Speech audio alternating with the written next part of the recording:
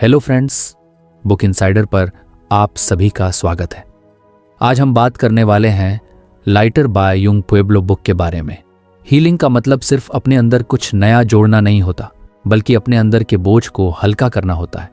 यही असली लाइटनिंग है। युंग पुएब्लो कहते हैं कि असली हीलिंग तब शुरू होती है जब हम अपने भीतर के पुराने घावों, पुराने पैटर्न्स और भावनात्मक वजन को छोड़ना सीखते हैं।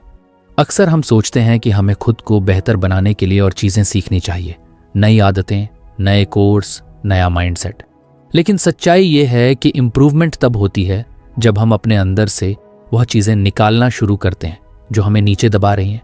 जैसे अगर कोई व्यक्ति अपनी लाइफ में बहुत एंग्शियस या गुस्से वाला है, तो वह सोच सकता है कि उसे काल्म होने के लिए मेडिटेशन करनी चाहिए या पॉजिटिविटी सीखनी चाहिए। लेकिन जब तक वह यह नहीं समझेगा कि उसका गुस्सा या एंग्जाइटी कहाँ से आ रही है, कौन सी पुरानी कहानी या बिलीफ उसे कंट्रोल कर रही है, तब तक उसका हीलिंग प्रोसेस अधूरा रहेगा। हीलिंग का असली मतलब है अपने अंदर के उन पुराने इमोशंस को पहचानना, उन्हें महसूस करना और फिर उन्हें कॉन्शियसली छोड़ देना। जब हम कहते हैं लाइटन योर इनर बर्डन, इसका मतलब है कि हमारे अंदर जो पुराना इमोशनल लोड है, गिल्ट, शेम, रिजेक्शन, ट्रॉमा, वो अब हमें सर्व नहीं करता। इमेजिन करो कि तुम्हारे मन में कई सालों से बहुत सारे बॉक्सेस भरे पड़े हैं। हर बॉक्स में एक पुराना इमोशन है। जैसे एक में बचपन की इंसल्ट, दूसरे में किसी का बिट्रेयल, तीसरे में किसी फेलियर का दर्द। अब जब तुम लाइफ में कुछ नया करना चाहते हो, तुम्हारा मन कहता है नहीं, पहले ये बॉक्सेस थोड़े साफ करो, क्योंकि यही बॉक्सेस तुम्हें भारी बना रहे हैं। हीलिंग एक जर्नी है और ये जर्नी अक्सर अनकंफर्टेबल होती है, क्योंकि इसमें तुम्हें अपनी शैडो पार्ट्स का सामना करना पड़ता है, वो हिस्से जिनसे तुम हमेशा भागते आए हो। लेकिन यही वो पार्ट्स हैं जो तुम्हें सिखाते हैं कि तुम्हारे अंदर कितनी स्ट्रेंथ है। जब कोई पुराना पेन सरफेस पर आता है, जैसे अचानक गुस्सा, गिल्ट या सैडनेस, तो उसे सप्रेस करने की बजाय ऑब्जर्व करो। खुद से पूछो, ये इमोशन कहाँ से आ रहा है? क्या ये किसी पुराने एक्सपीरियंस से जुड़ा है? हो सकता है वो बचपन की कोई याद हो जब किसी ने तुम्हें हर्ट किया था, या कोई ऐसा मोमेंट जब तुमने खुद को इनफ नहीं समझा। जब तुम उस मोमेंट को पहचानते हो, तुम उसे हील करने की दिशा में पहला कदम उठा लेते हो। अब उस इमोशन को रेजिस्ट मत करो, उसे आने दो, महसूस करो और धीरे धीरे छोड़ दो। हीलिंग का मतलब है अलाउ करना खुद को महसूस करने का, खुद को समझने का, खुद को रिलीज करने का। कभी कभी हम अपने पुराने बिलीफ सिस्टम्स में इतने फंसे होते हैं कि हमें लगता है कि वही हमारी पहचान है। जैसे, मैं हमेशा दुर्भाग्यशाली हूं, लोग मुझसे प्यार नहीं करते, मैं कभी सफल नहीं हो पाऊंगा। ये विश्वास सच है? नहीं है, लेकिन ये हमारी अंदर की स्टोरीज बन जाती हैं। हर बार जब कोई सिचुएशन आती है, हम उसी पुरानी स्टोरी से रिएक्ट करते हैं। कोई छोटी बात होती है और हमें गुस्सा आ जाता है, क्योंकि अंदर कहीं वो पुराना घाव ट्रिगर हो गया। अब हीलिंग का मतलब है उस ट्रिगर को ऑब्जर्व करना और समझना कि ये रिएक्शन वास्तव में अभी की सिचुएशन से नहीं, बल्कि अतीत से जुड़ा है। जब हम ये अवेयरनेस डेवलप करते हैं, तो हम खुद के मास्टर बनना शुरू करते हैं। अब रिएक्शन की बजाय रिस्पॉन्स आता है। अब इमोशन तुम्हें कंट्रोल नहीं करता, तुम इमोशन को देख सकते हो और उसे डिसॉल्व कर सकते हो। एक सिंपल एग्जाम्पल लेते हैं। मान लो किसी ने तुम्हें इग्नोर किया और तुम इंस्टेंटली हर्ट महसूस करने लगे।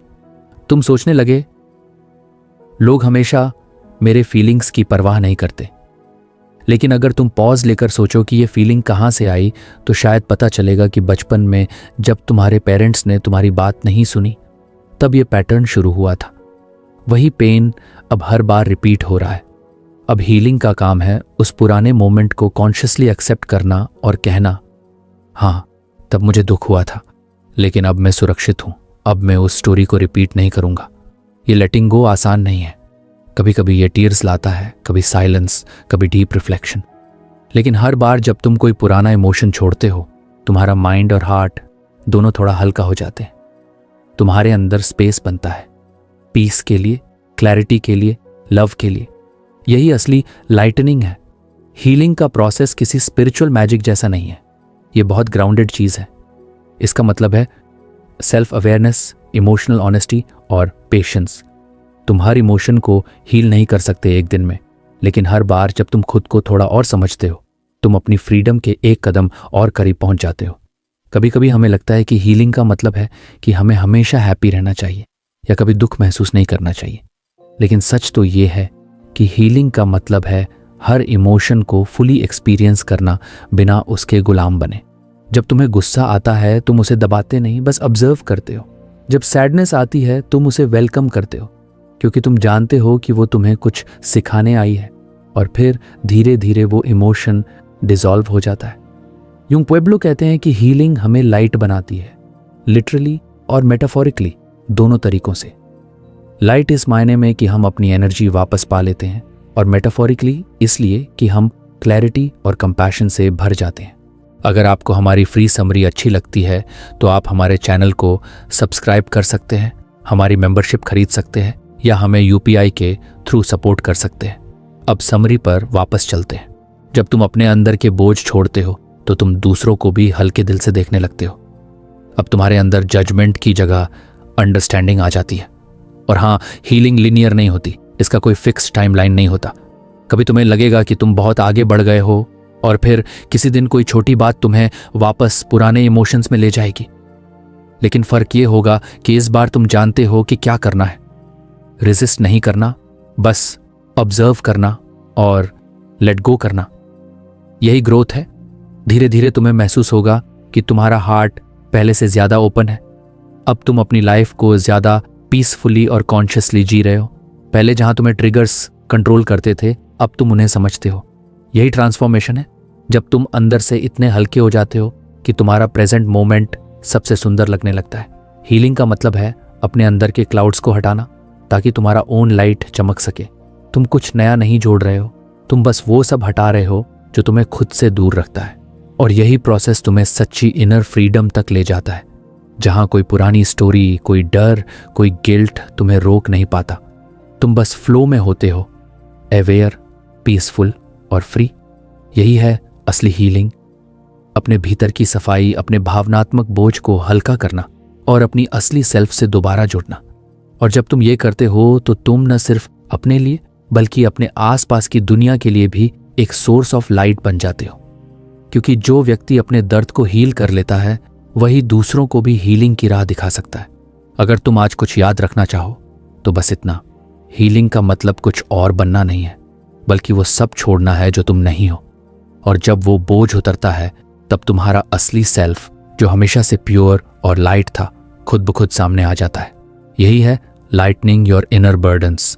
सेल्फ कंपैशन और ऑनेस्ट सेल्फ रिफ्लेक्शन हमारे इमोशनल ग्रोथ और हीलिंग की फाउंडेशन है। अक्सर लोग सोचते हैं कि सेल्फ इंप्रूवमेंट का मतलब है खुद से सख्त होना, गलतियों पर खुद को डांटना और हर दिन परफेक्ट बनने की कोशिश करना। लेकिन सच तो ये है कि असली ट्रांसफॉर्मेशन तब होती है जब हम खुद के साथ सॉफ्टनेस से पेश आते हैं, जब हम अपने इमोशंस को जज करने की बजाय उन्हें समझना शुरू करते हैं। यूं पुएब्लो कहते हैं कि इनर पीस और क्लैरिटी पाने का रास्ता काइंड ऑनेस्टी से शुरू होता है, यानी अपने इमोशंस और पैटर्न्स के बारे में ईमानदार होना, लेकिन हार्श नहीं होना। इसका मतलब है कि जब तुम किसी इमोशन को महसूस करते हो, चाहे वो एंगर हो, जेलसी हो, सैडनेस हो या कंफ्यूजन, तो उसे सप्रेस मत करो। उसे ऑब्जर्व करो और जेंटली एक्सप्लोर करो। खुद से पूछो, मैं ऐसा क्यों महसूस कर रहा हूं? और फिर खुद को ब्लेम किए बिना उस इमोशन को समझो। हमारे अंदर दो आवाजें होती हैं, एक हार्श क्रिटिक जो हर गलती पर हमें गिल्ट से भर देती है, और दूसरी कंपैशनेट वॉइस जो कहती है, ठीक है, गलती हुई है, लेकिन ये भी इंसान होने का हिस्सा है। सेल्फ कंपैशन का मतलब है उस दूसरी वॉइस को चुनना। ये कोई कमजोरी नहीं, बल्कि इमोशनल मैच्योरिटी की निशानी है। इमेजिन करो कि तुम्हारा कोई फ्रेंड बहुत परेशान है। अगर वह तुम्हारे पास आकर रोता है या अपनी गलती मानता है, तो क्या तुम उसे डांटते हो? नहीं, तुम उसे समझते हो, उसकी बात सुनते हो और कहते हो, कोई बात नहीं, सब ठीक हो जाएगा। अब सोचो, जब तुम खुद किसी गलती से गुजरते हो तो क्या तुम अपने साथ वही कंपैशन दिखाते हो? ज्यादातर लोग नहीं दिखाते। वे खुद को क्रिटिसाइज करते हैं, मैं इतना स्टूपिड कैसे हो सकता हूं, मुझसे हमेशा गलती होती है। लेकिन अगर तुम खुद को वैसे ही समझना शुरू करो जैसे तुम अपने किसी दोस्त को समझते हो, तो तुम्हारे अंदर एक डीप हीलिंग शुरू होती है। सेल्फ कंपैशन का एक सिंपल मतलब है खुद के साथ जेंटल रहना। जब कुछ गलत हो जाए तो खुद से कहो, yes this hurts but I am still learning. ये वर्ड्स सुनने में छोटे लग सकते हैं, पर इनकी एनर्जी बहुत पावरफुल होती है। जब तुम खुद के साथ सॉफ्ट रहते हो तो तुम्हारे अंदर क्लैरिटी और करेज बढ़ती है। अब तुम गलती से भागते नहीं, बल्कि उससे सीखते हो। ऑनेस्ट सेल्फ रिफ्लेक्शन इसका दूसरा हिस्सा है। इसका मतलब है हर दिन अपने आप से ईमानदारी से चेक इन करना। आज मैंने क्या महसूस किया, कौन सी बात ने मुझे ट्रिगर किया, मैंने उस मोमेंट में कैसे रिएक्ट किया, क्या मैं अपने रिएक्शन को समझ पा रहा हूं। ये सिंपल डेली प्रैक्टिस तुम्हारे अंदर अवेयरनेस जगाती है। तुम समझने लगते हो कि तुम्हारे बिहेवियर्स कहाँ से आ रहे हैं, कौन से पैटर्न्स बार बार रिपीट हो रहे हैं और क्यों। सेल्फ रिफ्लेक्शन कोई सेल्फ ब्लेम का टूल नहीं है, ये सेल्फ अंडरस्टैंडिंग का प्रोसेस है। इसका मकसद है खुद को चेंज करने से पहले खुद को डीपली जानना। जब तुम अपने माइंड और हार्ट को बिना जजमेंट के ऑब्जर्व करते हो तो तुम्हें अपनी ट्रूथ दिखने लगती है, और ये अवेयरनेस ही ग्रोथ की शुरुआत है। कई बार हम दूसरों को समझने की बहुत कोशिश करते हैं, लेकिन खुद को नहीं समझते। हम दूसरों से एक्सपेक्ट करते हैं कि वे हमारे फीलिंग्स को रिस्पेक्ट करें, लेकिन हम खुद अपने इमोशंस को इग्नोर करते हैं। अगर तुम्हें अपनी लाइफ में इमोशनल बैलेंस चाहिए तो सबसे पहले खुद से कनेक्शन बनाना जरूरी है। ये कनेक्शन सेल्फ रिफ्लेक्शन और कंपैशन से आता है। अब सोचो, अगर हर दिन तुम बस 5 मिनट खुद से ये 3 सवाल पूछो। 1, आज मैंने क्या महसूस किया। 2, क्या चीज़ मुझे ट्रिगर कर गई। 3, मैं अपने आप से सॉफ्टनेस के साथ कैसे रिस्पॉन्ड कर सकता हूं, तो धीरे धीरे तुम्हारे अंदर इमोशनल क्लैरिटी आने लगेगी। अब तुम किसी भी इमोशन में खोगे नहीं, बल्कि उसे समझकर उससे बाहर आ पाओगे। सेल्फ कंपैशन का एक और ब्यूटीफुल एस्पेक्ट है एक्सेप्टेंस।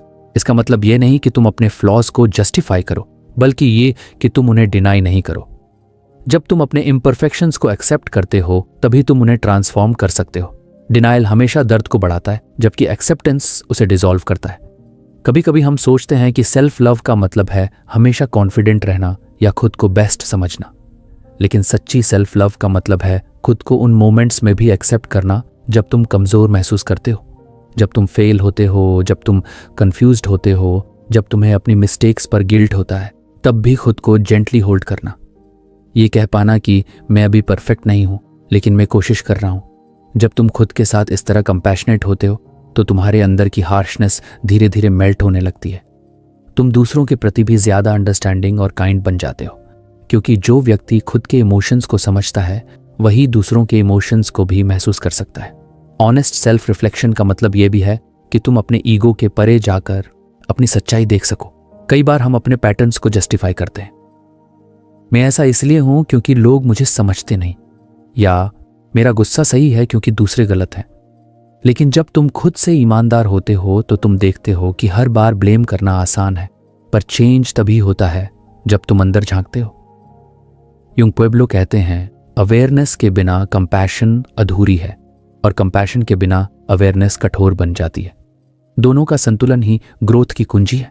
इसलिए जब भी तुम किसी इमोशन को ऑब्जर्व करो तो उसे जज मत करो, बल्कि क्यूरियोसिटी से देखो। पूछो, ये इमोशन मुझे क्या सिखा रहा है? क्या मैं इसे काइंड तरीके से हील कर सकता हूं? एक छोटी सी डेली प्रैक्टिस इसमें बहुत मदद करती है। रात को सोने से पहले 5 मिनट अपने दिन को रिवाइंड करो। सोचो, आज कौन सी बात ने तुम्हें खुश किया, कौन सी बात ने दुखी किया, कहां तुमने खुद को क्रिटिसाइज किया और कहां तुमने खुद को सपोर्ट किया। और फिर अपने दिल में सॉफ्टली कहो, tomorrow I will be a little kinder to myself. बस इतना ही काफ़ी है। धीरे धीरे ये हैबिट तुम्हारे माइंडसेट को बदल देती है। जब तुम सेल्फ कंपैशन की प्रैक्टिस करते हो तो तुम्हारा नर्वस सिस्टम भी काम होता है। तुम्हारा माइंड अब फाइट या फ्लाइट मोड में नहीं रहता। अब तुम लाइफ की सिचुएशंस को क्लैरिटी से रिस्पॉन्ड कर सकते हो, ना कि इमोशनल इम्पल्सिवनेस से। और यही इमोशनल मास्टरी की शुरुआत है। कभी कभी लोग सोचते हैं कि खुद के साथ सॉफ्टनेस रखने से वे लेजी या वीक बन जाएंगे, लेकिन सच में सेल्फ कंपैशन तुम्हें और स्ट्रांग बनाती है। क्योंकि जब तुम खुद के साथ जेंटल होते हो तो तुम्हें फेलियर का डर नहीं रहता। अब तुम रिस्क ले सकते हो, क्योंकि तुम जानते हो कि गलती होने पर भी तुम खुद को ब्लेम नहीं करोगे, बल्कि समझोगे। यही फियरलेस ग्रोथ का सीक्रेट है। अगर तुम अपने इमोशंस के साथ डेली कनेक्शन में रहो तो तुम्हें धीरे धीरे अपने अंदर सटल चेंजेस दिखने लगेंगे। अब छोटी छोटी बातें तुम्हें उतना डिस्टर्ब नहीं करेंगी, अब तुम खुद को कंफर्ट कर पाओगे बिना किसी एक्सटर्नल वैलिडेशन के, और यही इमोशनल इंडिपेंडेंस है। सेल्फ रिफ्लेक्शन और कंपैशन मिलकर तुम्हारे अंदर बैलेंस बनाते हैं, जैसे दो पंख जो तुम्हें उड़ना सिखाते हैं। एक पंख अवेयरनेस है जो तुम्हें ट्रूथ दिखाता है, दूसरा कंपैशन है जो तुम्हें गिरने से बचाता है। जब ये दोनों साथ चलते हैं तो तुम इनर पीस के रास्ते पर बढ़ने लगते हो। तो अगर आज से कुछ शुरू करना चाहो तो बस इतना करो, हर दिन अपने साथ 5 मिनट्स ऑनेस्ट रहो और हर मिस्टेक पर खुद के साथ काइंड रहो। जब तुम अपने हार्ट और माइंड दोनों को ये स्पेस देते हो तो तुम्हारे अंदर धीरे धीरे एक नई क्लैरिटी, काल्मनेस और लव जन्म लेती है। और याद रखो, ग्रोथ का मतलब खुद को परफेक्ट बनाना नहीं है, बल्कि खुद के साथ दोस्ती करना है। जब तुम खुद से जेन्युइनली प्यार करते हो तो तुम्हारा हर इमोशन तुम्हें कुछ सिखाने लगता है, और यही रियल हीलिंग है, सॉफ्टनेस के साथ ईमानदारी। ज्यादातर लोग सोचते हैं कि उनका सफरिंग किसी बाहरी चीज से आता है, किसी व्यक्ति से, किसी सिचुएशन से या किसी लॉस से। लेकिन सच्चाई यह है कि हमारा असली दर्द अक्सर क्लिंगिंग से आता है, यानी चीजों को पकड़कर रखने की हमारी आदत से। यूंग पुएब्लो अपनी किताब लाइटर में कहते हैं कि जब हम अपने पास्ट एक्सपीरियंसेस, पुरानी आइडेंटिटीज या पुराने वर्जन्स ऑफ सेल्फ को छोड़ नहीं पाते तो हम खुद को प्रेजेंट मोमेंट में जीने से रोक देते हैं। लेटिंग गो का मतलब है खुद को आज में वापस लाना, उस जगह जहां असली फ्रीडम और पीस है। हम सबके पास अपने अतीत की कहानियां होती हैं, कुछ अच्छी, कुछ पेनफुल और कुछ ऐसी जो हमें डिफाइन करने लगती हैं। जैसे मैं हमेशा फेल करता हूँ, मैं शाय हूँ, लोग मुझे कभी सीरियसली नहीं लेते, मैं लव के लायक नहीं हूँ। ये स्टेटमेंट सुनने में सिंपल लगते हैं, लेकिन ये हमारी आइडेंटिटी का हिस्सा बन जाते हैं। धीरे धीरे हम इन बिलीव्स को सच मान लेते हैं और फिर हर नए एक्सपीरियंस को उसी लेंस से देखने लगते हैं। यही अटैचमेंट है, उन पुराने वर्जन से जुड़ाव जो अब हमारे काम के नहीं है। लेकिन सोचो, क्या वो वर्जन जो तुम 5 साल पहले थे आज भी वही है? नहीं ना। फिर भी हम अपने पुराने बिहेवियर्स, गिल्ट या फियर को पकड़े रहते हैं, जैसे वो हमारी असली पहचान हो। लेटिंग गो का मतलब है ये समझना कि पास्ट हमें डिफाइन नहीं करता, वो बस हमें शेप करता है। इमेजिन करो कि तुम एक भारी बैग लेकर चल रहे हो। उस बैग में तुम्हारे पास्ट के हर अनुभव, हर रिग्रेट, हर रिजेक्शन और हर फेलियर भरे हुए हैं। अब तुम उस बैग को उठाकर हर दिन अपने साथ लेकर घूमते हो। क्या होगा? तुम थक जाओगे, धीरे चलोगे और शायद जर्नी का मजा भी नहीं ले पाओगे। लेटिंग गो का मतलब है उस बैग को नीचे रखना, सिर्फ वही चीजें अपने साथ रखना जो जरूरी हैं, बाकी सब छोड़ देना। पास्ट को पकड़कर रखना इसलिए आसान लगता है क्योंकि वो फेमिलियर है, हमें उसमें कंफर्ट मिलता है, भले ही वो पेनफुल क्यों ना हो, क्योंकि नया छोड़ना, अज्ञात में कदम रखना डरावना लगता है। लेकिन असली ग्रोथ तब शुरू होती है जब तुम उस फेमिलियरिटी से बाहर निकलने की हिम्मत करते हो। जब तुम कहते हो, हाँ वो मैं था लेकिन अब मैं वो नहीं हूं। कई बार हम अपनी आइडेंटिटी को भी पुराने एक्सपीरियंसेस से बांध लेते हैं। जैसे अगर किसी ने बचपन में कहा कि तुम इंट्रोवर्ट हो तो तुम लाइफ भर खुद को शाई पर्सन समझते रहते हो। तुम हर सोशल सिचुएशन में वही लेंस लगाकर जाते हो, मैं तो शाई हूं, मुझे ऑकवर्ड लगेगा। लेकिन अगर तुम खुद से पूछो क्या सच में मैं अभी भी वही हूं, तो शायद जवाब अलग निकले। तुम सिर्फ एक कहानी को पकड़े हुए हो जो कभी सच थी लेकिन अब आउटडेटेड है। यूंग पुएब्लो कहते हैं, जब हम अपनी पुरानी स्टोरीज को छोड़ते हैं तो हमारी अवेयरनेस बढ़ती है। अब हम हर मोमेंट को नए नजरिए से देख पाते हैं। प्रेजेंट में जीना का मतलब है खुद को हर क्षण में नया मौका देना। अगर तुम हर बार खुद को पुराने लेबल्स में बांधते रहोगे तो तुम नए एक्सपीरियंसेस को फुली फील नहीं कर पाओगे। लेटिंग गो कोई एक बार का इवेंट नहीं है, ये एक कंटिन्यूअस प्रैक्टिस है। हर बार जब कोई पुरानी मेमोरी तुम्हें ट्रिगर करे, जैसे किसी ने तुम्हारे साथ अनफेयर बिहेवियर किया था या किसी फेलियर की याद आए, तो खुद से कहो, that was then, this is now. ये सिंपल लाइन पावरफुल है क्योंकि ये तुम्हारे माइंड को रिमाइंड करती है कि तुम अब उस समय में नहीं हो, तुम बदल चुके हो, परिस्थितियां बदल चुकी हैं और तुम्हारे पास अब अवेयरनेस है। लेटिंग गो का मतलब ये नहीं कि तुम पास्ट को डिनाई करो या भूल जाओ। इसका मतलब है कि तुम उसे एक्सेप्ट करो, उससे सीखो और फिर उसे वहीं छोड़ दो जहां उसकी जगह है, पास्ट में। जब तुम एक्सेप्टेंस के साथ छोड़ते हो तो पास्ट तुम्हें हॉन्ट नहीं करता बल्कि एम्पावर करता है। अब वो तुम्हें रोकता नहीं बल्कि तुम्हें समझदार बनाता है। एक छोटा एग्जाम्पल लेते हैं। मान लो कि तुमने किसी रिलेशनशिप में बहुत हर्ट फील किया। अब तुम्हारे अंदर एक बिलीफ बन गया, लोग भरोसे के लायक नहीं हैं। अब जब भी कोई नया व्यक्ति तुम्हारे लाइफ में आता है, तुम ऑटोमेटिकली गार्डेड रहते हो। तुम्हें लगता है कि वो भी तुम्हें हर्ट करेगा। लेकिन जब तुम कॉन्शियसली ऑब्जर्व करते हो तो समझ आता है कि ये बिलीफ तुम्हारे पास्ट का रिफ्लेक्शन है, प्रेजेंट का नहीं। अब तुम्हारे पास चॉइस है, या तो उस ओल्ड स्टोरी को रिपीट करना या फिर उसे छोड़कर नया अनुभव अलाउ करना। यही लेटिंग गो है। पास्ट और आइडेंटिटीज को पकड़कर रखना दरअसल डर से जुड़ा होता है। डर कि अगर हमने इन्हें छोड़ दिया तो हम कौन होंगे। लेकिन सच्चाई ये है कि लेटिंग गो हमें खाली नहीं करता, बल्कि हमें एक्सपैंड करता है।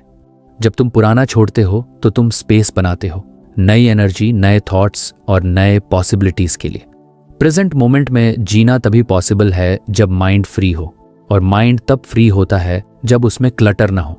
वो क्लटर हमारे थॉट्स, रिग्रेट्स और स्टोरीज से आता है। इसलिए लेटिंग गो को एक मेंटल क्लेंजिंग समझो।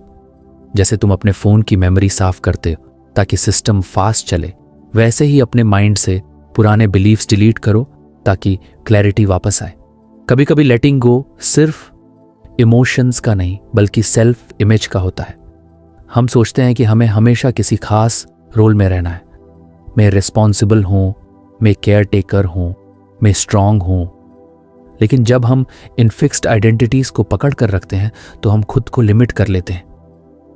क्या स्ट्रांग होने का मतलब यह है कि तुम कभी रो नहीं सकते? नहीं ना। लेकिन जब तुम खुद से कहते हो मैं स्ट्रांग हूं इसलिए मुझे कमजोर नहीं दिखना चाहिए, तो तुम अपनी इमोशंस को दबाने लगते हो। लेटिंग गो ऑफ फिक्स्ड आइडेंटिटी का मतलब है खुद को हर इमोशन फील करने की परमिशन देना। कभी स्ट्रांग, कभी सॉफ्ट, कभी कंफ्यूज्ड, और ये सब ठीक है। लेटिंग गो एक ट्रस्ट का प्रोसेस है। Trust in life, trust in yourself. जब तुम छोड़ना सीखते हो तो तुम यूनिवर्स को अलाउ करते हो कि वो तुम्हें नए डायरेक्शंस दिखाए। कई बार हम इतने कंट्रोल में रहना चाहते हैं कि लाइफ की नेचुरल फ्लो को ब्लॉक कर देते हैं। लेकिन जब तुम सरेंडर करते हो तो तुम समझते हो कि लाइफ हर बार तुम्हें वही सिखा रही है जो तुम्हें ग्रोथ के लिए चाहिए। इस प्रैक्टिस को डेली लाइफ में लाना मुश्किल लग सकता है, लेकिन शुरू सिंपल स्टेप्स से करो। हर दिन अपने मन में एक पुरानी स्टोरी आइडेंटिफाई करो, वो जो तुम्हें रोकती है या डराती है। फिर खुद से कहो that was then, this is now. जब तुम्हारा माइंड उसी पुराने पैटर्न में लौटे तो उसे जेंटली रिमाइंड करो मैं अब वो इंसान नहीं हूं। और हर बार जब तुम ऐसा करते हो तुम अपने माइंड की कंडीशनिंग को थोड़ा थोड़ा डिसॉल्व करते हो। धीरे धीरे तुम देखोगे कि तुम्हारे अंदर फ्रीडम की एक नई फीलिंग जन्म ले रही है। अब तुम सिचुएशंस पर रिएक्ट नहीं करते बल्कि रिस्पॉन्ड करते हो। अब तुम अपने पास्ट की छाया में नहीं जीते बल्कि प्रेजेंट की रोशनी में ब्रीथ करते हो। यही माइंडफुलनेस की असली शुरुआत है। लेटिंग गो कोई एस्केप नहीं है, ये एक कॉन्शियस चॉइस है। ये कहने की हिम्मत है कि मैं खुद को अपने पुराने वर्जन से आगे बढ़ने की अनुमति देता हूं। और जब तुम ऐसा करते हो तो तुम्हारा हार्ट और माइंड दोनों एक्सपैंड होने लगते हैं। तुम्हें अपने अंदर पीस, क्लियरिटी और फ्रेशनेस महसूस होती है। और सच तो ये है, जब तुम अपने पास को छोड़ते हो तो तुम खुद को वापस पा लेते हो, क्योंकि तुम हमेशा वो नहीं थे जो तुम्हारे एक्सपीरियंसेस ने बनाया। तुम हमेशा उससे भी गहरे, प्योर और प्रेजेंट थे। लेटिंग गो तुम्हें उस इनर सेल्फ तक वापस ले जाता है जहां कोई लेबल नहीं, कोई डर नहीं, सिर्फ अवेयरनेस और लव है। तो आज अगर तुम अपने मन में किसी पुराने दर्द या बिलीफ को पकड़कर बैठे हो तो खुद से सॉफ्टली कहो अब मैं इस कहानी को छोड़ने के लिए तैयार हूं। शायद वो स्टोरी कभी तुम्हारी सर्वाइवल के लिए जरूरी थी, लेकिन अब वो तुम्हारे ग्रोथ में बाधा है। उसे ग्रैटिट्यूड के साथ रिलीज करो और देखो कैसे तुम्हारा प्रेजेंट हल्का और साफ महसूस होने लगता है। यही लेटिंग गो का जादू है। जब तुम पकड़ना छोड़ते हो तभी तुम जीना शुरू करते हो। किसी भी इनर ट्रांसफॉर्मेशन की सबसे जरूरी चीज सिर्फ अंडरस्टैंडिंग नहीं बल्कि कंसिस्टेंट प्रैक्टिस है। यूंग पुएब्लो अपनी किताब लाइटर में कहते हैं कि ग्रोथ सिर्फ समझ से नहीं होती बल्कि अनुशासन से होती है। मतलब सिर्फ यह जान लेना कि तुम्हारे अंदर क्या चल रहा है काफी नहीं है, तुम्हें रोज कुछ ऐसा करना होगा जो उस अंडरस्टैंडिंग को तुम्हारी डेली लाइफ में उतार दे। हम सबके अंदर चेंज की इच्छा होती है।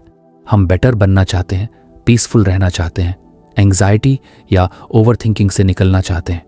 लेकिन ज्यादातर लोग इसलिए स्टक रहते हैं क्योंकि वे कंसिस्टेंसी नहीं बना पाते। वो एक दिन मेडिटेट करते हैं, फिर एक हफ्ता छोड़ देते हैं, या एक बार जर्नल लिखते हैं फिर भूल जाते हैं। लेकिन असली ट्रांसफॉर्मेशन तभी होती है जब तुम एक प्रैक्टिस को हर दिन सिंसियरली करते हो, चाहे मन करे या ना करे। इमेजिन करो कि तुम एक बीज बोते हो। अगर तुम उसे रोज पानी देते रहो, थोड़ी धूप और देखभाल दो, तो धीरे धीरे वो पौधा बनता है। लेकिन अगर तुम बीच बीच में भूल जाओ, कभी पानी दो कभी नहीं, तो वो बीज मर सकता है। इसी तरह तुम्हारी स्पिरिचुअल या इमोशनल ग्रोथ भी एक पौधे जैसी है। उसे रोज अटेंशन चाहिए, रोज थोड़ा एफर्ट चाहिए। यही कंसिस्टेंट प्रैक्टिस है। यूंग पुएब्लो कहते हैं कि ट्रांसफॉर्मेशन कोई एक बार में होने वाला जादू नहीं है, ये धीरे धीरे एक एक दिन में होता है। जब तुम रोज थोड़ा थोड़ा अपने अंदर झांकते हो, थोड़ी अवेयरनेस लाते हो और अपनी एनर्जी को बैलेंस करते हो, तभी भीतर गहराई से बदलाव शुरू होता है। कई लोग कहते हैं मुझे समझ आ गया कि मुझे काल्म रहना चाहिए, लेकिन जब स्ट्रेस आता है तो वही पुराने पैटर्न्स एक्टिवेट हो जाते हैं। क्यों? क्योंकि अंडरस्टैंडिंग तो है पर प्रैक्टिस नहीं है। इनसाइट केवल नॉलेज है पर प्रैक्टिस उसे हैबिट बनाती है। इसलिए पुएब्लो कहते हैं ग्रोथ रिक्वायर्स मेथड। इसका मतलब है कि तुम्हारे पास कोई एक सिस्टम होना चाहिए जो तुम्हें रोज ग्राउंड करे, स्टेबलाइज करे और तुम्हें तुम्हारे सेंटर से जोड़ता रहे।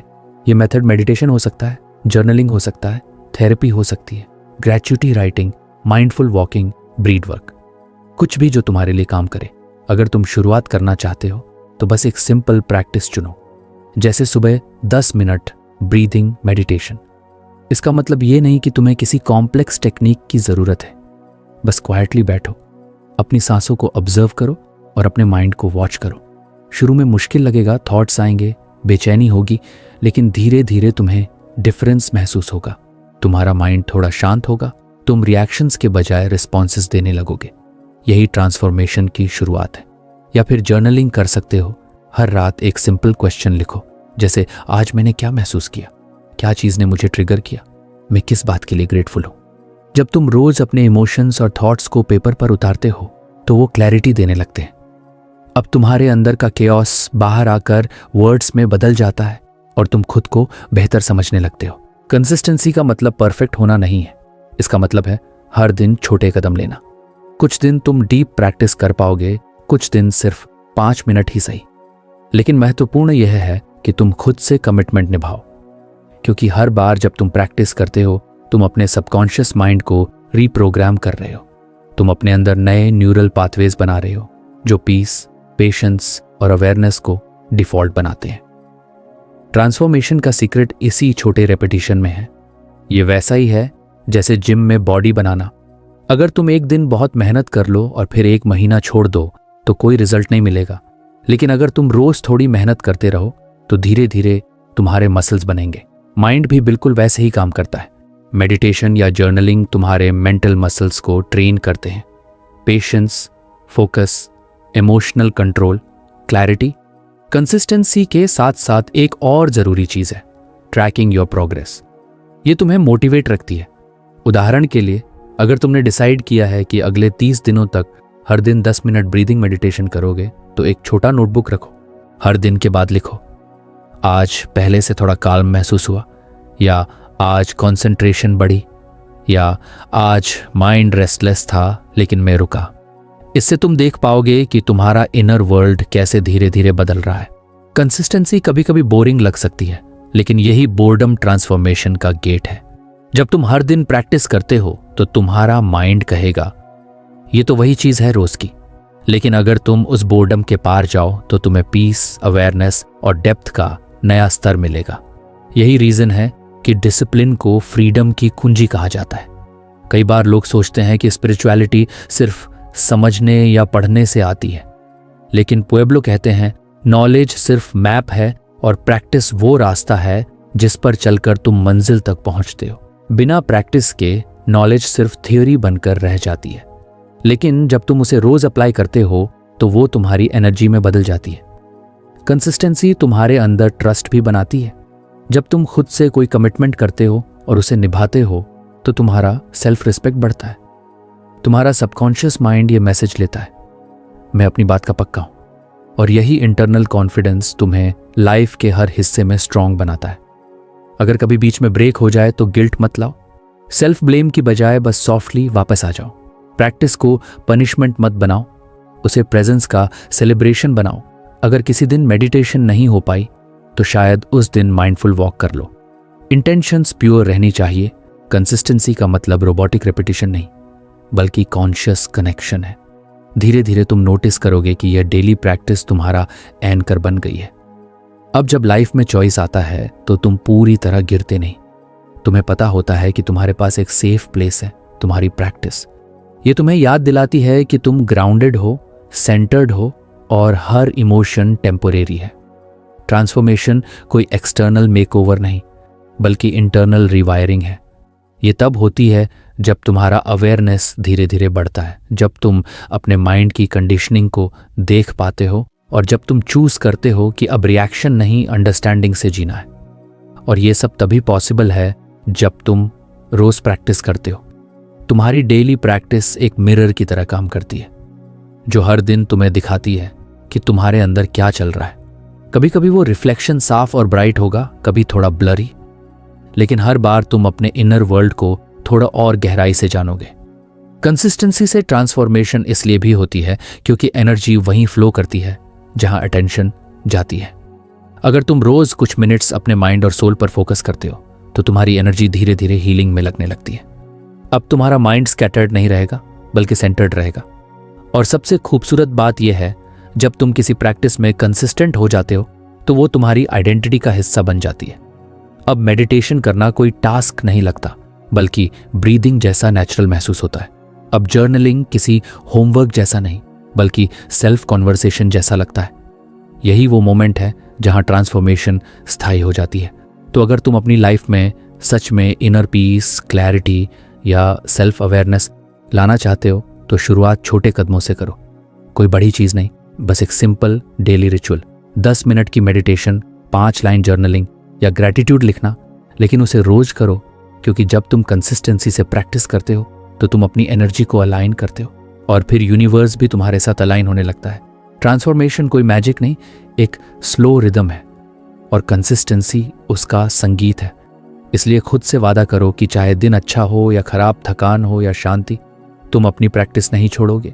क्योंकि हर बार जब तुम बैठते हो, हर बार जब तुम सांस लेते हो, हर बार जब तुम खुद से ईमानदारी से जुड़ते हो, तुम खुद को थोड़ा और हील कर रहे होते हो, थोड़ा और ग्रो कर रहे होते हो और थोड़ा और लाइटर बन रहे होते हो। जब हम युंग पुएब्लो की किताब लाइटर को पढ़ते हैं तो ऐसा लगता है जैसे कोई हमें धीरे धीरे हमारे अंदर की धूल हटाकर एक साफ शीशा दिखा रहा हो, जिसमें हम खुद को असली रूप में देख सकें। यह किताब केवल सेल्फ हेल्प नहीं है, ये एक सोलफुल जर्नी है, अपने अंदर झांकने की, समझने की और फिर खुद को हल्का बनाने की। लेखक हमें सिखाता है कि असली ग्रोथ बाहरी चीजों को हासिल करने से नहीं, बल्कि भीतर की बोझिलता को उतारने से होती है। जब हम अपने दिल और दिमाग से पुरानी परतें हटाते हैं, गिल्ट, रिग्रेट, फियर और आइडेंटिटी के पुराने टैग, तब हम सच में लाइट महसूस करते हैं। यही लाइटर बनने का असली मतलब है। हीलिंग की शुरुआत तब होती है जब हम ये समझते हैं कि हमें कुछ ऐड नहीं करना, बल्कि अपने अंदर के अनचाहे वेट्स को रिलीज करना है। जितना ज़्यादा हम पुराने पेन और बिलीफ्स से चिपके रहते हैं, उतना ही हम करंट मोमेंट से डिस्कनेक्ट हो जाते हैं। लेकिन जैसे ही हम अपने भीतर की हर टेंशन को देखना और स्वीकार करना शुरू करते हैं, वैसे ही हल्कापन खुद ब खुद महसूस होने लगता है। ये प्रोसेस धीरे धीरे हमारी सोच, हमारी एनर्जी और हमारी चॉइसेस को बदल देता है। तो फ्रेंड्स, ये थी हमारी आज की बुक स्यूमेरी। आपको कैसी लगी कमेंट करके ज़रूर बताएं और धन्यवाद आपका स्यूमेरी एंड तक सुनने के लिए।